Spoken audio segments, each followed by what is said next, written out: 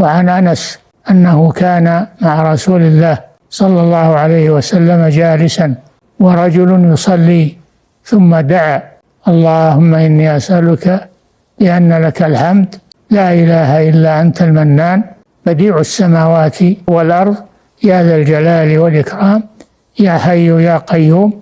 فقال النبي صلى الله عليه وسلم: لقد دعا الله باسمه الأعظم الذي إذا دعي به أجاب وإذا سئل به أعطى. وقد ورد في حديث آخر أنه الأحد الصمد، والرسول سمع رجلا يدعو: اللهم إني أسألك أني أشهد أنك لا إله إلا أنت الواحد الأحد الصمد الذي لم يلد ولم يولد ولم يكن له كفوا أحد. فقال: لقد سألت الله بالاسم الذي إذا سئل به أعطى وإذا دعي به أجاب.